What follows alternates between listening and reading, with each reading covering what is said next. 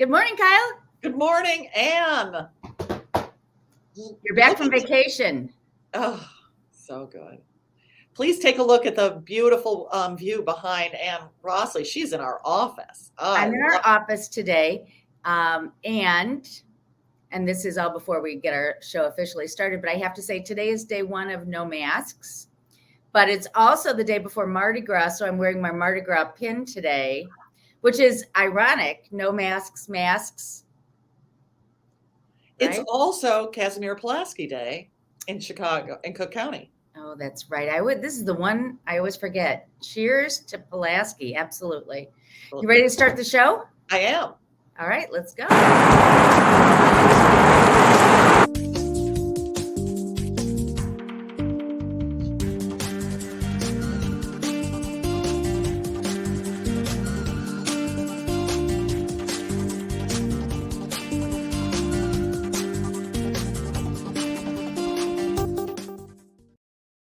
All right, good morning. So before we get started, I have one little announcement to make. For the viewers, Kyle sits right next to me in the office. And so it is with great happiness that I would like to say that we're adding some crystal to our area. Yes. This is to Kyle Harvey, the Mortgage Partnership Award for the Gold Coast office. Congratulations, How Kyle. sweet. That'll look very nice next to my desk. I know. And both of us did very well. We're in Founders Club this year, having had really good years. So that's the top club in Baird Warner. Yes. So we Anne Rossley actually hit the ball out of the ballpark this past year, and I'm only now inspired to get as good as she. Yeah, but with the last week you're kicking Fanny right now. Oh, it was very exciting. Congratulations to you. I know it's like superstitious. We don't want to talk about it quite yet, but everybody, Kyle on vacation did some big business. So very excited for her. And it's going to be a great year. So anything else before we get to stats? Today, we're going to talk about stats. We're going to talk about how to be a good condo neighbor. And then we've got a nice property to show you. Alrighty, let's start. Okay. So, there was a new screen thing. It got me all kind of confused here. All right. So this is MRED, Midwest Real Estate Data. This is week by week residential closed sales. And blue is this year, green is last year. And you can see that we've been a little bit behind, but I wanted to come in tight on week by week here. And you can see that this week we are catching up compared to 2 weeks ago. We were catching up. So we're coming back despite low inventory. We're making it happen. All right. So this is all of Chicago, rolling 3 months closed properties. And it's kind of an interesting November, December, January figures are what we're looking at. These are number of closed units. Everybody's been belly aching that there's no inventory, Kyle, that there's not anything available. But yet, look, number of closings for the 3 months is superior to 2021 and 2020. Incredible. Very strong. Okay, then I brought it down to the lakefront communities, which is the market that we work in. And again, up 21% over previous year of 2021. And that was up 16% over the previous year. So 3,000 versus 2,000, basically. Now, that's a lagging indicator. Here's pending, which is also a lagging indicator, but not quite as much. And we're still up. Not as high, but we're still up. So the pending means, folks, that all the contingencies are cleared and they're ready. It's ready to close. Not all agents shift their properties from contingent to pending. So sometimes that may be even a bigger number. I'm just saying this is all going on. Very good point, Kyle. Yeah, that's a very good point because, I had one property. I don't think we cleared the attorney review process till the day before closing, so it would not have been included in this 3,000. Very good point. Okay, so average price per square foot by year. Now, Wow. granted, for this year, we're only a month into it, but the average sales price was $341 per square foot versus $336 versus $323. So prices are climbing. And can we just get rid of our names so that we can see sometimes it's sort of blocking a little bit. The Kyle Thank Harvey is you. I blocking. tend to. There we do go. that No, all there the we go. time. Good. Okay. So here we go again. 341 per square foot versus 336 versus 323. Yeah. Okay. Single family home price per square foot. Look how the price per square foot has gone up. Now, again, this is just 1 month versus 12 months last year, 12 months of 2020.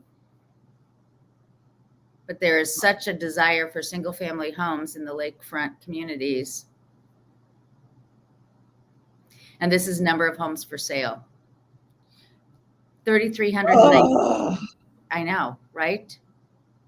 But what's happening is there's no inventory because as soon as they hit the market, they're going under contract. We're still, So anyway, so that's the story. That's it. That's all I'm showing today. No, I've frozen. Yeah, there you go. You're back. Yeah, it's really showing how tight the inventory is and how much it's affecting things. People are, buyers are wigged out, sellers are stressed, and agents for both are stressed. It's just it's a very hard market right now. Yeah. So let me just give you a second while you're frozen again to talk about my cute couple. I have a couple in Logan Square, 2-bedroom. We are on the private market for $415. I am generally opposed to the private market, as you all know. From time to time, I bring this up. But in this case, they have lost on 5 multiple offers. And I'm telling you, it's not anything I've done wrong or anything they've done wrong. In the most recent case, it was a single family home in Mayfair that was listed for $600. And we came in at $630 with 3 other offers, and we lost. And the one that won was more than $5,000 over. And of course, he didn't share exactly how much, but he said, "Ann, don't worry, it's more than $5,000." And we had a very clean offer. And, it just didn't make sense for my people to overpay more than that. So they did the right thing. And we will find the right place for them. But that's just one situation to give you a sense. Meantime, what I did was I had 5 people through yesterday just to look at the home and be ready to go as soon as we find the next home. So that's one of the ways that we're helping our clients make sure that they get the job done. So anyway, let's talk for a moment about private networks. So I have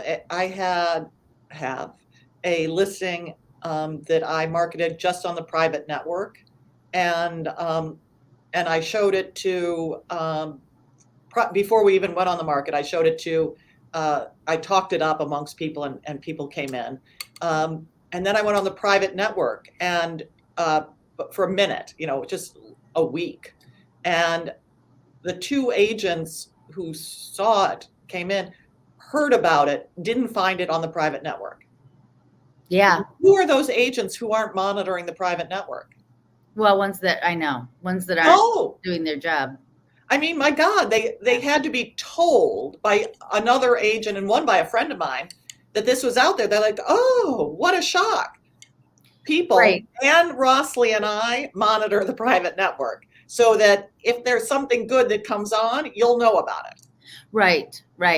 But that's part of the reason I'm not a big fan of going on the private network, because I just look at the basic laws of economics. Oh, yeah. You don't get your highest price until the world sees the property. I agree. So anyway, we don't. No. But so for my person, we stayed on the private network because the seller wanted to be private. Yeah. And didn't want everyone knowing this person's plans for the future, and wanted to be the one to tell people. And once you're on the network, the whole world sees that your property is on the market, and then people get right. Right. Well, and it can work. One of the benefits too is you don't get the looky-loos. No, you per do se. not. Get You know, my 220 Walton is closing tomorrow, and they had exhausted everything out there. By the time they come to you, they've already been educated. They already know what's going on the market, you know, what's happening. They had to make a decision, and they were the perfect people. And I feel like we got the very best offer we could get. So, I mean, I'm not saying there aren't times to do it. But I agree. But and also sometimes, not in my instance, but sometimes you'll go on the private network to test a price. Yes. And you'll get feedback on the price, because sometimes your client wants to be higher than the market can bear. And so you test the price on the private network. Right. That's another good reason to do it. Absolutely. And also right now, it's unbelievable how many buyers are like, I've seen everything on the public, on the MLS, send me only privates. It's like, really? But anyway, I digress. Yeah, it's an interesting, you know, bottom line, you know, we talk about how it can be exhausting in the market and the whatever. If you're thinking about buying, people, don't just say, oh, there's no inventory, I'm going to wait. Do not do that, because number one, the rates are still good and low. Number two, there's great properties out there. Number three, rates are only going to go up and prices are only going to go up. So if you're thinking about buying, we will find that property for you and we'll get it done. Don't sit on the sidelines. And not only this, but I got to say this to the sellers who are like, well, I don't want to, you know, I'll wait until the fall. And the answer is, really? So that you can get less money? Okay. Yeah. Exactly right. All right. Time to be on. All right. So our topic this week, everybody, is being a good condo neighbor. But being a good condo neighbor means also being a good condo neighbor to yourself, understanding the condo. You know, for those of you who don't live in a condominium, we want to talk a little bit about what it's like to live in a condo. There are lots of reasons to live in a condo. You can share the risk with your neighbors. It's a good communal living situation. You get all these amenities that you don't have to pay 100% for. But there are things to think about, right, Kyle? Absolutely. There are a lot of things to think about. And some of what we're going to tell you today might make you go, oh, that's really scary. But it's sort of, think of it sort of like the advertising for medicine on the television. We're telling you the other stuff, so you're just aware of it and take it into account. Right, the side effects. Exactly. Dry mouth. You will get dry mouth living in a condo. No, I'm kidding. You won't get Number one, when you go under contract, before you close, you get all kinds of documents. You get the declarations, rules and regulations, minutes. You get a 22.1 letter, which is a disclosure. You get the budget. Number one recommendation, read it. Read all the papers. They may seem boring, but there's some stuff in there that you're going to want to know, right? Absolutely. And if you're like me, you're not great at reading a budget. But what you sort of want to look for when you get the budget, because budgets have last year compared to the proposal for the next year, are certain things going way up, up, up, up, up? And so you just sort of want to understand what's going on. Right. So it's a good thing to read. But the key thing to read, because don't read the bylaws. The bylaws, you only read at 3 o'clock in the morning when every other thing has not put you to sleep, are the rules and regulations, because you really want to know what's allowed and not allowed. Right. And you know what? As you talk about that, every condo is different. Every condo is different. So, you know, some you can put a wreath or some tchotchke on your door. Others, you can't. In like walk-ups, you'll often see the boots outside the door. You can't do that in many of these high rises. They have to be inside your door. And that's for fire. That's a fire hazard. Right, yeah. Right. One of the things, I read one recently. You want to hear the one I read? Yeah. This one that says, I just want to understand what happened to cause this to be a rule. No sex acts in the common areas. That was a rule. It was right in there. No kidding. And I'm sort of like, what constitutes a sex act? I have not seen that. Your wife goodbye in the morning. Is that a sex act? So And I want to think, who is getting their panties in a bunch about this stuff, and or what happened? Right, right. So anyway, Oh my gosh, I love sorry. that. So I read love it. that. It may like make you giggle. Yeah, That yeah. did me. Well, another one that I came across lately, and this is, if you're in a high rise, who's responsible for the windows? Well, Oftentimes, the owner is of the unit, as they're a limited common element. It's really important to understand that, because that's a biggie. so I had one recently. most people, you're responsible to pay for it, but the building gets to decide when they'll be replaced and what you can replace them with. But you, Right. as the owner, have to pay for it. Isn't Right. that your experience, Anne?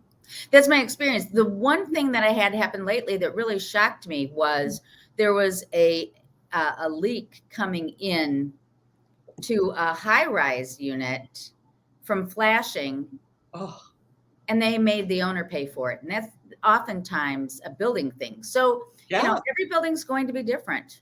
So Yeah. Oh. anyway, so that's the deal there. The other thing about a budget that you mentioned is you can see very clearly when you look at that budget that they're paying for basic cable or they're paying for Wi-Fi. It just clarifies it. Snow removal. You can see exactly who's doing what if you look at the budget. We don't expect you. Okay. Condo meetings. Do you go to your condo meetings? Sometimes I do. And sometimes I do to make so I lived in a building where we went from very poor management by the board to excellent management by the board. And so what I go to the meeting for is to confirm that it's still excellent, because they're dealing with issues. They're not screaming at each other. They're answering people's questions. Because really, more than the specifics, I want to know how the process is going. And it seems the process is going just fine. When do you go to the condo meeting? Well, yeah, I don't go to all the meetings. I definitely read the minutes. Couple things to know. If you live in a high rise, you've got probably a portal. They're all switching to these portals now. I can see actually the Zoom meeting. They record it and keep it. So I enjoy doing that. Then I can zip through the things that I don't want to look at. Now that we're getting out of masks, though, we're probably going back to in person. So I'll have to show up. But anyway, look at the minutes. And that It's brings good me to know what's going on. It's right. just good to know. Good to know. And then, of course, the next thing is your relationship with the building staff is important and actually critical to how you enjoy living in your condo, wouldn't you say? Absolutely. And so a couple things. One, to your point, I live in a building where I pay over $1,000 in assessments, and that's because we have staff. And staff is expensive. We pay for their salaries, their benefits, various other costs. Right. And I have to tell you, it's worth it 100 times over. I feel safe. I have, the very nice maintenance staff help me drain my dishwasher that no longer drains. Thank you very much. And just myriad support that they provide. And so I got to tell you, it's worth it. So, but you got to be nice. And nice means not that you can't, if they do something wrong, you can't address the wrong thing, but you do it in a professional, way so that people want to come help you. So there are some buildings, and every building again is different. There are some buildings where the doorman rush out to help you bring things in and take them up. There are other doormen that stay inside and, act more like security guards. Every building is different. If you're at the Carlisle where there are 2 on staff every day, somebody will actually bring your groceries up to your unit. Some co-ops, they bring your mail right up to your unit every day. It's all different, but regardless, I mean, they're there working hard. And you're right. They're also managing packages. Now that is a reason to live in a condo in 2022. your stuff actually shows up and doesn't get stolen. Exactly. Yeah, you see all those doorbell cams of people stealing packages in front of doors. Doesn't happen in a condo. No, that's absolutely right. It's a really good point. Hmm. What else? Keep the other thing I was going to say is keep your unit in good condition to be a good neighbor, and report any potential issues. You know, my son Thomas just moved into his condo, and he doesn't have this problem, but a couple of his neighbors had issues where water was coming in through the sliding glass doors. And because they reported it to each other, they were able to, you know, get somebody in to look at everybody's unit, make a decision, and move on. But if you don't report that kind of thing, then you don't benefit from the group. Yeah. Group and I have an upstairs neighbor who's had some water issues, both in the main bathroom and then in the second bath. And those issues have damaged my unit. But the point is, it's going to happen from time to time. Her insurance is going to pay for it. It's going to be fine. So, you know, and it wasn't out of, it was all just accident, you know, just because sometimes things go wrong. Right. But she was a good neighbor to me. I'm a good neighbor to her. It works out because someday your unit's going to damage your downstairs neighbor, and you just have to be, you know, roll with the punches. Absolutely. Yeah. The other thing I would say is please be kind and thank the board members. I actually just helped somebody buy in your building who left the previous building they were in part because during COVID, she was the only one on the board that was really there doing stuff. Everybody else had fled. Mm-hmm. And she was like managing this building basically with the property manager who was not on site because of COVID all by herself. And it was just overwhelming. And these people who are on the board and spend time really need your thanks. Well, they not only need your thanks, but they also need you to let them just be residents much of the time. It doesn't mean every time the board president gets in the elevator and you're in the elevator, you have to talk to her about something that's wrong in the building. Oh, I love that comment, Kyle. You're so right. Just let them live in the building, because otherwise really competent people will say, I don't need this board service. Right. And that's right. Every building needs good board members. I suggest you take your turn. Yes. Because if you take your turn being on the board for one term, you'll know exactly what it's like, what they have to deal with. You can have your 2 cents and then decide if it's the kind of thing you want to pursue or just bow out and let somebody else take the turn next, right? I did my time. And it was fine. It actually was fine. I was just too busy, but it was fine, and people were respectful. Yeah.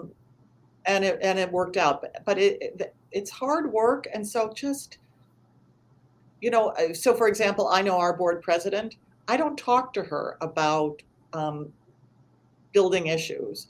If I have an issue, I either go through the manager, kindness, or yes, I send her an email, but I don't accost this woman. Right. She has so many things going on. I got to leave her alone. Right. Okay. Property. Yeah, that's it. If you have any other questions about condo living condos, let us know. Okay, so our luxury property of the week is 4900 South Ellis, currently listed for $2,475,000. It's a 6-bedroom, 4.5 bath, 7,500 square feet on a 37 by 150 lot. This is in Kenwood. Yes. Now, this is new on the market for the third time. It started off as $2,600,000 and it has come down in price. But it is a really cool property. Let's get rid of our names again so we can really see it. There we go. Okay. This is a copy of the listing history. We can go back and see what's happened to a property over time. And you can see that this started in May of 2021 at $2,700,000. And if you are not familiar, because this is not our primary market area, I wanted to show you on a map where this property is. Here's where we are. You can't even see us. We're north of the river up here. But this is our basic market area and north. Just north of Hyde Park, north of the Museum of Science and Industry, north of University of Chicago is Kenwood. And that's where this property is. It's very close to the highway, Lakeshore Drive. And I wanted to give you a quick look at the floor plan. It's got a lovely floor plan. Yeah. Big living room, den. Look at this gracious foyer, dining room, nice big rooms. Here's another look again. I cut off the terraces so you could really see the room sizes. 30 by 22. The foyer is 11 by 14. Dining room 14 by 21. And I love all the little powder room off the front door. So it's not in the living room. It's not in the dining. It's just exactly right. Exactly. Very nice. All right. Here's our second floor. Got the big primary bedroom, 15 by 21. Now this I thought was interesting. You come through here to the primary bath with the private commode. But look, it has the door off here. So you don't have to come up and go all the way through if you want to. That's a good idea. That was a well-designed one. Or to go into the dressing room. Yeah. Yeah. But then look at that. It goes all the way through that to a study. You could just put a door up there if you wanted. Yeah. But, my guess is that's wait, where'd my pictures go? No, it's not. Oh, wait, here we go. Okay. There. Okay. So that is the foyer. Look at the inlaid tile and the marble. Incredible. The back terrace. These Kenwood homes, some of these old mansions are have so much grounds. I mean, it's just beautiful. Yeah, this is a gorgeous neighborhood. There's that dining room. Huge. This is for somebody who likes to entertain. Wow. Isn't that nice? Backyard. Kitchen. Now, this is like my 220 Walton. It doesn't photograph as well, but it's a very workable kitchen. Look, you got the big stove over here with the commercial hood. Yeah. 48-inch fridge. Look at that. That's probably the freezer there. Yeah, those are the freezers. Yeah. Really a good kitchen. Look at that backyard. Love that. Really nice. Now, this is the third floor den. Isn't that cool? The gold tray ceiling. Yes. Wow. Navy blue with the uplighting. I thought that was so awesome. And then there's a skylight here. Look at that pretty skylight. Looks gorgeous. Yeah. Okay. So you might say to me, well, I didn't know that there are all these houses at this price point. Isn't that high? Well, no, these homes do sell in the 2 millions in this area. So here's where we are. And you can see, there are some at 470, 527, but recent sales of 295, 253, 26 in the neighborhood. And just so you know, too, here we are at 4900 South Ellis. This is where Obama's home is located, just right around the corner. That's Obama's home. I couldn't talk about this without showing you a photograph. That home is still listed as Homefront Holdings, owned by Michelle, and that's at 5046 Greenwood. Oh, is it for sale? It's not for sale. Oh, okay. It's owned by her. Yeah. Just owned. Yeah, it's in her name, or Homefront Holdings, whatever, the LLC. And it was blocked off. The street was blocked off when he was president. It probably still is, would be my guess. It was 2 years ago. Yeah. Yeah. And then I just had to show you, we always laugh about Zestimate and the estimates. This is what Obama's home is worth. Oh, Remine has it for anywhere between 475 and $1,295,000. Black Knight has it for 2 to 2.8, and First American estimates it's 2.8 to 3.7. So you can see there's a real consensus, people. Yeah, exactly right. So anyway, that's the luxury home of the week. I got a kick out of those are seeing good. that and presenting it. It's a beautiful home. That's a good one. And there are a lot of families who choose to live down there because, the big homes, the nice yards. It's a very suburban feeling in a lot of ways. And it's close to Definitely. good schools, close to the university, close to the hospital. It's pretty Right. great. It's a lovely area, absolutely. Yeah. And just because we don't sell there every day doesn't mean we can't take you down there and show you some beautiful properties. So if that's of interest, please let us know. Anything else this week before we say goodbye? No, but thank you so much for helping get ready for this because I was out of town. Walking the Yeah. beaches. I'm so sorry. She was on the beaches, which I'm so jealous. But anyway, thank you everybody for watching. Let us know if you have any questions we can answer, and we will see you next week on Monday Morning Coffee with Kyle and Ann.